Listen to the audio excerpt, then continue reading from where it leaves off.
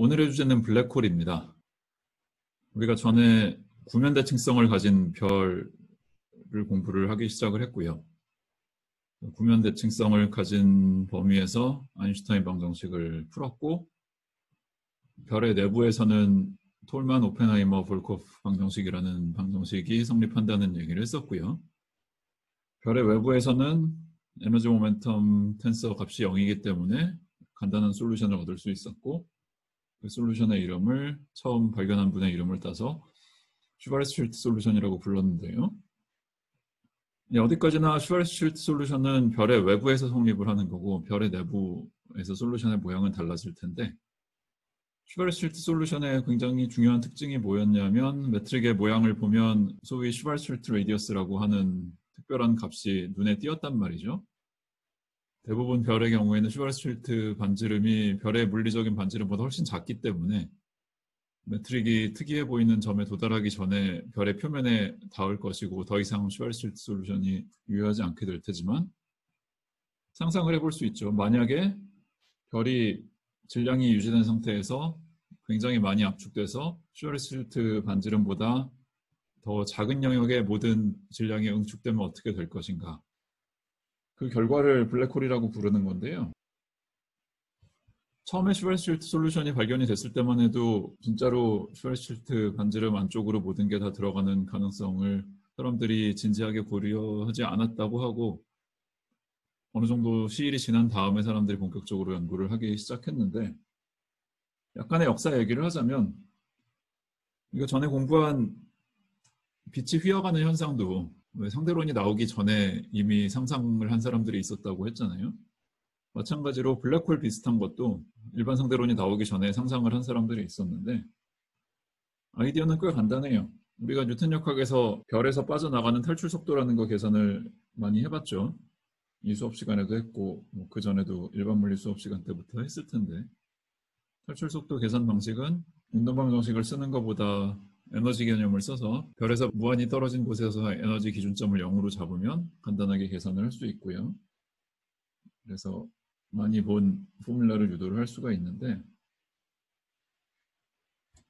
별의 질량이 고정된 상태에서 반지름 값을 계속 줄여나가는 과정을 생각을 하면 탈출 속도의 값은 늘어나는 경향성을 쉽게 볼 수가 있죠. 뉴턴 역학에 작용한 결과인데, 18세기 말쯤에 영국의 존 미셜이라는 분이랑 프랑스의 라플라스라는 분이랑 상상을 해본 거예요. 별의 질량을 고정해 놓고 계속 압축해 나가면 반지름이 한참 줄어들다 보면 탈출 속도가 빛의 속도를 넘어설 수도 있지 않겠느냐. 참고로 이 당시에 빛의 속도가 유한하다는 사실은 잘 알려져 있었습니다. 오른쪽에 노트에 적어놓은 것처럼 레머나 브래들리라는 사람들은 라플라스 선생보다 전에 활동하던 사람들인데, 이분들은 천체 관측을 통해서 빛의 속도를 측정을 했고요. 약간의 오차가 있긴 했지만 적어도 오더 오브 매그니튜드에서는 전혀 문제가 없었고, 지구상에서 빛의 속도를 측정하기 시작한 건 라플라스 선생보다 조금 후대에 피소라는 분에 의해서 19세기 중반쯤에 처음 이루어졌다고 기록이 되어 있습니다. 아무튼 빛의 속도가 유한한 거는 이미 충분히 믿을 수 있는 사실이었으니까 탈출 속도가 빛의 속도보다 더 커지는 가능성을 상상하는 건 어려움이 없었고요.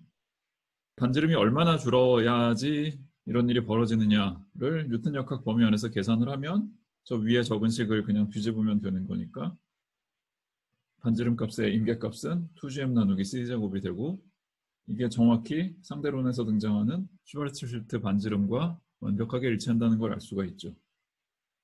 그래서 역사적인 해석을 좀 유연하게 하자면 이미 라플라스 선생도 그보다 조금 앞서서 존 미셸 선생도 블랙홀의 존재를 예견했다라고 해도 아주 틀린 말은 아닐 거예요. 물론 이분들은 상상만 할 수 있었고 그 이상 나갈 수가 없었지만, 일반 상대론이 나온 이후로는 상상만 하는 게 아니라 뭔가 더 발전을 시킬 여지가 생긴 거죠.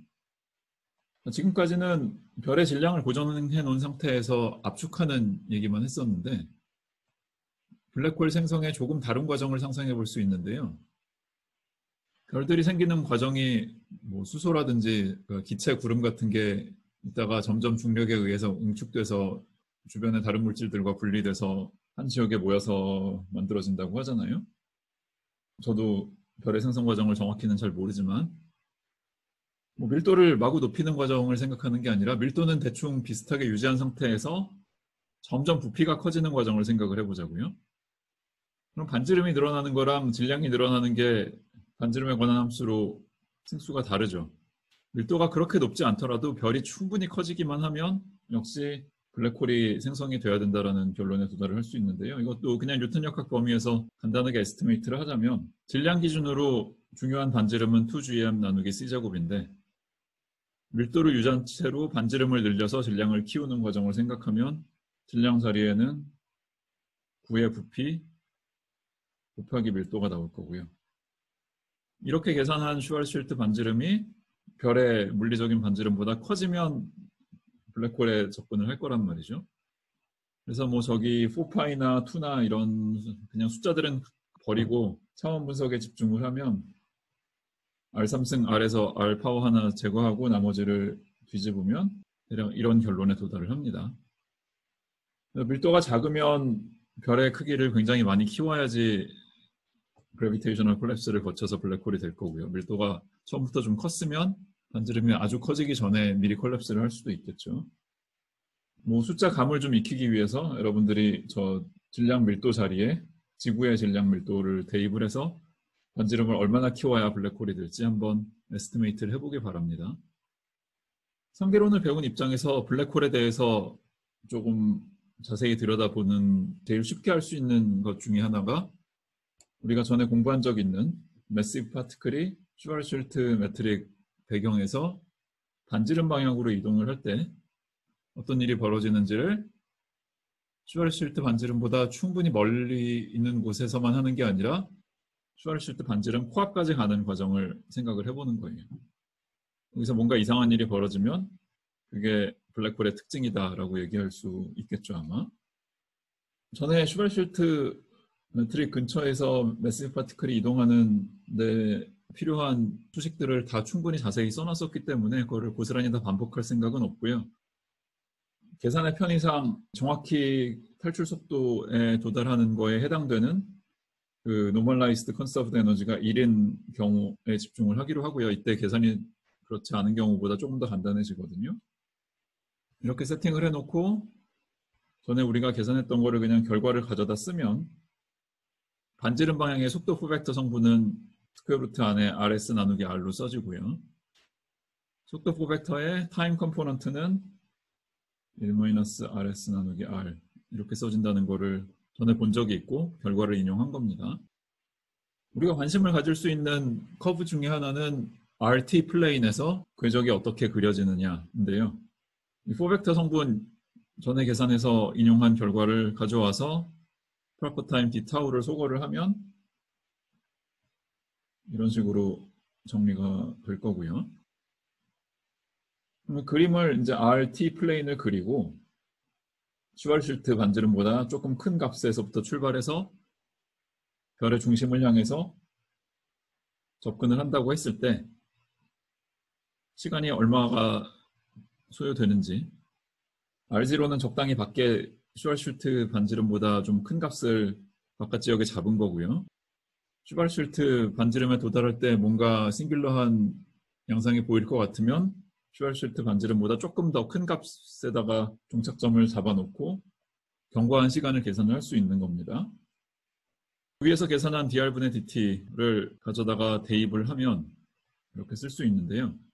이거 정확한 적분도 가능하긴 한데 뭐 굳이 정확히까지 계산 안 해도 우리의 주 관심사가 슈왈츠실트 반지름 근처에서 싱귤러한 일이 벌어지느냐 안 벌어지느냐이기 때문에 슈왈츠실트 반지름 근처를 좀 확대해서 그쪽에 집중해서 보면 되거든요. 그거를 하기 위해서 원래 반지름 좌표를 슈왈츠실트 반지름 플러스 거기서 벗어난 정도 이런 식으로 살짝 변수 치환을 해서 계산을 하기로 하고요. 이 R0에서 RS로 접근하는데 걸리는 시간에 관한 적분식을 보면 여기 RS 플러스 입실론이라고 했을 때 이 입실론은 RS 근처에서 뭔가 싱귤러한 일이 보일 것 같을 때 아예 발산하는 적분이 나오면 곤란하니까 발산하는 경향성을 보기 위해서 살짝 띄워 놓은 거고요. 입실론이 충분히 작을 때에 집중을 하고 싶어서 적분 변수 자체를 처음에 가지고 시작한 R이 아니라 RS에서 벗어난 정도, 이 Y라는 변수로 살짝 다시 정의를 했고요. 식을 정리를 하면 분자의 RS 플러스 Y의 2분의 3승 분모의 Y가 들어오는데, Y가 0인 근처, R이 RS 근처인 데서 양상을 보는데 제일 중요한 거는 Y가 0으로 갈 때 제일 싱귤러한 텀이 중요한데, 위에 있는 RS 플러스 Y를 테일러 전개를 한다고 치면 분자가 상수항인 경우가 이 분모의 Y 때문에 제일 싱귤러한 양상을 보이거든요. 그래서 근사적으로 그냥 dy 나누기 y 적분한 값만 봐도 싱귤러한 양상은 충분히 볼 수 있고요. 다른 건 상대적으로 작은 오차라고 생각할 수 있고, dy 나누기 y 적분은 아주 간단하게 로그식으로 적히죠. 그럼 이 결과를 놓고 보면 저 입실론이라는 파라미터를 0으로 보내면 이 값은 발산을 한다고요. 그러면 별의 중심에서 한참 멀리 떨어져 있는 관찰자가 보기에는 이 슈발츠발트 반지름을 향해 돌진하는 우주선 같은 데서 쏜 신호를 보고 어떤 일이 벌어질지를 알 수 있는 거니까, 아무리 기다려도 이 자유낙하하는 물체가 슈발츠발트 반지름 안으로 뚫고 들어가지 못하는 것처럼 보일 거라는 말이죠. 조금 더 구체적인 계산을 여러분들 연습 문제에다가 심어놨는데, 그래서 슈발츠발트 반지름을 뚫고 들어가는 건 불가능하다라고 결론을 내려야 되느냐? 그 결론은 좀 성급한 결론인데요. 왜냐하면 비슷한 계산을 저 코디네이트 타임 기준으로 하지 말고 프로퍼 타임 기준으로 해보자고요.